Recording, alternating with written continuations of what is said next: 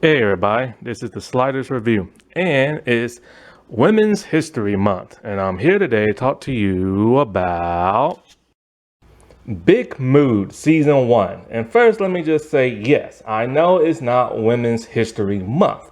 That was about, 2 months ago or so, or a month ago or something like that. This show came out in March of 2024 in the UK, but in America, it came out on April 19th. So, yeah, that's why. And so, you can watch it in America on Tubi for free. So I was on YouTube one night and I was bored, like a couple of weeks ago, right? And I'm just bored surfing through, videos, seeing what to watch. And then I saw Nicola Coughlan. I'm all like, oh, she's in a new show. And it said, oh, wait, it's on Tubi? I'm like, cool, that's for free. I don't have to pay for nothing. And so first I was skeptical because I'm all like, it's a free streaming site, original series. I'm all like, that's kind of the equivalent of like a syndicated show from like the 90s. Now, I do like syndicated shows. Some are good, some are bad. But this only streams in America on Tubi. It's not really a Tubi original series. It's just a BBC, not BBC, but it's a Channel 4 British series and stuff. So I do hate when streaming shows be all like, it's an original series, but it's really not. And I've been a huge fan of Nicola ever since Dairy Girls, which I've talked about on my channel. Go watch that. And so this is a dark comedy. There are 6 episodes. They're 20 minutes long. And so when I watched the trailer, I'm all like, I'll check it out. Why not? It's free. And she's in it. And I do like seeing her and stuff. I saw her in Dairy Girls, Harlots, and that's it. I have not seen her in Bridgerton because I don't do Netflix. So the show stars that of her, Nicola Coughlan, but it also stars that of Lyda West. And Lyda looks so much like Tessa Thompson, it is uncanny. Now the show was created and written by that of Camilla Whitehill. And so the show depicts 2 women who have been best friends for a decade. And, when watching this show, it's fine. You know what I'm saying? Like, some of the jokes landed on me, some of them did not. I'm not really quite sure why some of the jokes didn't land. Maybe, I don't know, maybe it's because it's European humor. I don't know, because the Dairy Girls were European humor, but it was like off the walls and insane. This is mostly just like mild humor and stuff like that. What I love about this show is that, one, both girls have weight on them. And I love that. They're natural and stuff like that. And the show never brings up their weight. They're just allowed to be whoever they want. And I just love that. Normally, if you have a big person in like an American show, they always bring up their weight, or they make them the butt of the show while everybody else is more serious and stuff. Here, both of these women are just like kooky and stuff like that. And I do love how like natural they look and everything. Yeah, Nicola has lost some weight since Dairy Girl and everything. But I just, like I said before, I love how natural they look. They look gorgeous and everything. So that's always great. Another thing I like about this, it does not do the whole trope of like the best friend. Kinda, yes. Lyda's character is half black, but they don't do like the black best friend trope to that of a white girl and stuff. Kinda. My one problem I do have an issue with this show is kinda the format of it. So here's the thing. These 2 are the actual leads, and the show revolves around them. All of the side characters are just that, side characters. And I love that. Because what I hate is when a show will have like a lead, but then the side characters do things on their own and have like major story plot lines. And I'm just like, that's not how it's supposed to go, because they're side character. They're supposed to pop in, pop out, and assist that of the lead character, and only appear when the lead character is there. That's one problem I had with Single Drunk Female and Wednesday, because the side characters will tend to just do things on their own, and they always bug me when it's not an ensemble cast. So I do like the fact that it literally just revolves around the two leads. What I don't like is that, okay, they're supposed to be best friends and do everything together. Yes, this is true. But this show feels like two completely different shows, because both characters go through some pretty dramatic stuff in this show. You have Nicola, who plays Maggie, and she is a screenwriter or a playwright, whatever you call them, and like she suffers from extreme mental illness and stuff. So then you have that side of the story. Then you go on over to Lyda's character, Eddie, and she is losing her bar. So she's trying to find ways to like get it, but then that story kind of gets sidetracked because she ends up getting pregnant by a man she's no longer with. So now she wants to have an abortion. So that takes up the sum of her character arc. And honestly, you could split these two characters up into two completely different shows and let it revolve around that. You can let it revolve around Maggie's mental illness and how it affects her daily life and her family and her friends. And then you can have another show where Lyda is struggling to keep her business afloat. She has family problems because she doesn't get along with them, and she wants to have an abortion and stuff.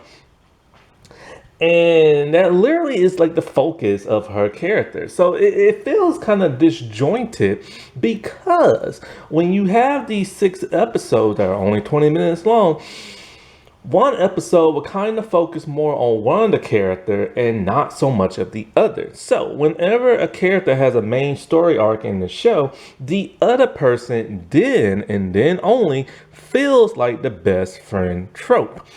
And it's kind of odd, because when they are together, which they are together sometimes, they're rarely ever together. Even when they be in the same room for an event, they are still separated doing their own complete things. And so, but it wants you to believe they're best friends and, they love each other. And even at one point they kissed, because I think one was high on something. And, when they stopped being friends, the other one was like really upset. So it kind of forces this whole, hey, we're best friends, but you really don't really see that aspect of the show. And that is my main gripe and everything. Let me believe that these two are best friends, and not just because every time they are together, they act all like, best friends ride or die type thing. Show why exactly they are best friends. And it's kind of hard to find out why they are best friends, because Maggie, is a little selfish and everything. Because the thing about Maggie is that, like I said before, she suffers from mental illness. This is shown in the trailer. But when you do have the Maggie storylines, it's mostly her just acting like a wild child, seizing the day, carpe diem and everything. She's wild. Her cleavage is always out. She loves to get drunk. She's in goes back to her old high school, and she is like in love with like a teacher from back in like the day. And so she starts making out with him, only to get caught by like his wife and stuff like that. And so she's very wild, very eccentric, and very she loves to get drunk and stuff. And she's also selfish in the point where when Eddie has something important to do, she rather bring Eddie to whatever event she wants to go to, get high and drunk, and even ruin the relationship with her and her boyfriend, or the guy that she's with, by blocking his number on Eddie's cell phone.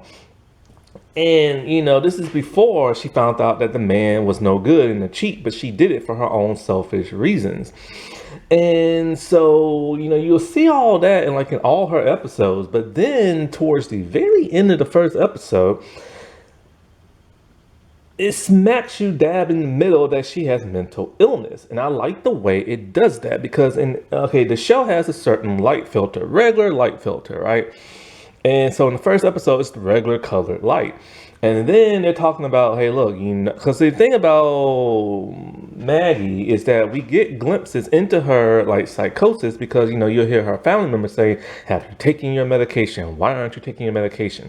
And she gives the excuse that, she can't write clearly when she takes her medication. It clouds her mind and everything. It makes her too mellow.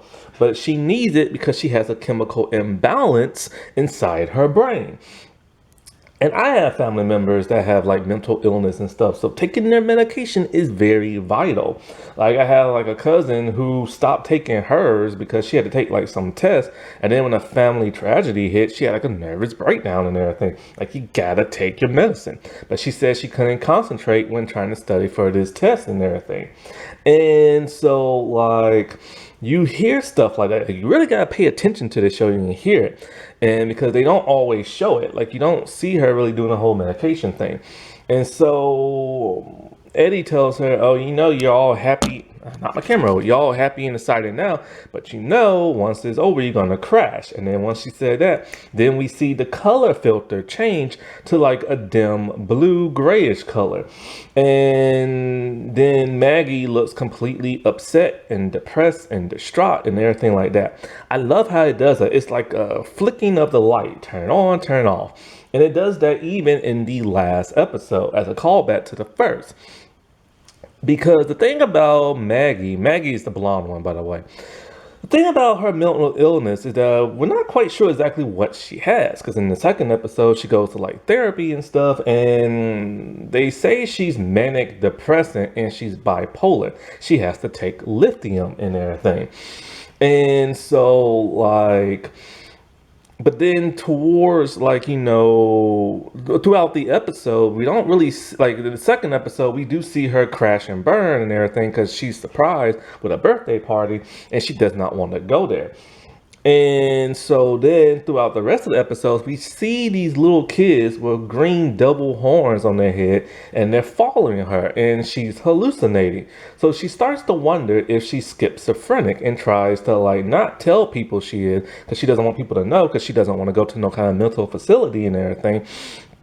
But she's trying her best to research it and still not taking her medicine and still being stressed out. And also the added bonus of her best friend not wanting to talk to her. So by like the sixth episode, she completely just loses it and she completely hallucinates. And that's the thing about people who talk to themselves or just stand completely still is that in their head, they literally see objects and people talking to them and stuff. They literally hallucinate and everything. That's the thing about mental illness people do not understand when they see folks talking to themselves and stuff. And I do like how the show highlights that in a serious manner. And it doesn't go all out in like the humor, like say like Big Bang Theory. People always assume Shelton was autistic and everything. I don't know if he is or not. But better yet, Star Trek Discovery with Tilly. People assume she is autistic and it's just made for the butt of the show. And it's Star Trek of all things. And so she's hallucinating really bad. And we see these events going on in her life. And so like then she stops and replay all her memories and we realize, oh, not only did that not happen, not only was she not in the woods, but other stuff happened. And when somebody tried to get her help, talking about let's get you to the hospital, she did not want to go because she hates that experience. And a lot of mental illness people hate that experience of going to the hospital or a clinic or like a mental ward and everything. Because they have to be, told that you're this and you're that, and they put you on medication. And when you act out, here comes the orderly strapping you down to like a bed and everything. I have seen that with my own two eyes with like family members and stuff. It is not something people want to go through. And so this is why I feel like the show should have been broken down into two completely different shows, separate from each other, because then you can really focus on that mental illness aspect. Because the show, while it does focus on it, it doesn't focus on it entirely. It just focuses mainly on the sixth episode and a little in the second and a tiny bit in the first. And then in the other episodes, it's just like, the Eddie stuff. And so it's great that they showed this aspect of mental illness. I just wish they could have done it more in one complete show. As for the Eddie stuff, she owns a bar with that of her brother. Her and her brother don't get along very well, but her and her mother are estranged. Her mother is fairly, not so much rich, but just like moderately rich and everything. I had no idea when I saw her mom, and I was like, holy crap, that's the woman from Harlots and everything. And Nicola was in Harlots for the second season. Also, that lady was in Harry Potter, one of the Deathly Hallows movie and stuff. I had no idea that was her back in the day. And so she's estranged from her family, and her father is dead, and she loved her father to death. And her brother inherited a bar. And the bar is struggling, with like money and stuff, but they are doing pretty well. Only until they are no longer doing well and they're really struggling, and the brother wants to sell, but the sister does not. And so, like, she's trying her best to get the money, and she goes to extreme routes to get this money. Like, there's this guy I think she used to date, and he said something about like he'll give her the money, and she gives him like, I don't know, like they date or something like that. It was something that would happen. So in a way, they do it, and then he's all like, I want to see you this day. So like, all right, fine, I'll hang out with you. But Maggie ruins that by taking her to like this hippie festival type thing, and they get like drunk and high, and like, Maggie blocks this dude's number. So he thinks she blew him off. So now he went and found himself another woman. This pisses off Eddie because she's all like, this could have saved my bar, and my bar is my world, because of the simple fact it's her dad's bar. And what makes matter worse is she got pregnant by this dude. She never tells him. So now, not only does she need the money from the bar, but now she needs money for like an abortion. And the one place she wanted to go to won't see her until a month. And then this other place that's kind of more sleazier, it wants like 800 pounds. So now she's constantly begging for money. And like I said, she'll go to the extreme way. She puts on like a skimpy outfit, goes to one of those night bars that like a lot of businessmen go to, and she's trying to pick one that's the richest in the world so she can get the money, sleep with him and get the money, and also probably start like a relationship. All these guys suck to her that are younger, her age, but she finds this man who is much older. But things don't work out. Now, one of the best things about Eddie is like when she's just pissed off, and that's when she's at her funniest and everything. Like, it's just funny to see her angry and pissed at people and stuff. So then she has to resort to asking her family. She asked her mom, but her and her mom do not get along whatsoever. They're extremely estranged and everything. And it gets to the point where there's like a huge fight, and she doesn't ask her, but then asks the brother. Now at this event, Maggie is there because like, she's trying to be best friends with Eddie again, but Eddie don't want it. In a way, she asks the brother. And at some point she finds out that he sold the bar without her permission, and now she is pissed and she rips up his check. But they later reconcile towards the end. So after this, she asked Maggie for the money, and Maggie gave it to her, and Maggie's supposed to be her buddy that's supposed to go with her, but Maggie literally had like a really schizophrenic episode the way she hallucinated and all this other crap, and literally was missing for like an entire day, and she didn't even know she was missing for an entire day.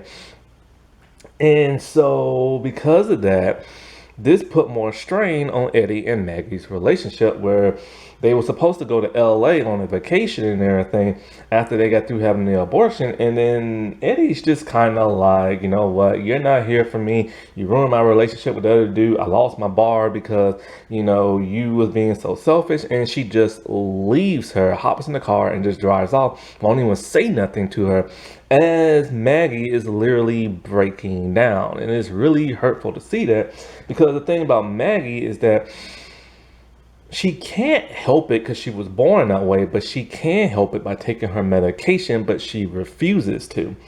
And it's one of those things that, like, you know, it's a hard thing for people to grasp. Like I say, you know, I have family members that have mental illness. Taking that medication is vital. But also in college, I had a friend who suffered from mental illness, and she has to take her medication. And me and her have been on and off as friends for like since 2002. Like, I've known her for that long and everything. 2 whole decades. But like I said, we've been friends on and off. And when we're off for like years in time. Now we are completely off because I just can't take it no more, because it's hard, because it's like she gets pissed at the littlest thing. Like if you try to tell her, hey, you know, you probably shouldn't do that because of this, that, and that's not safe. She will just like go like completely like pissy and everything.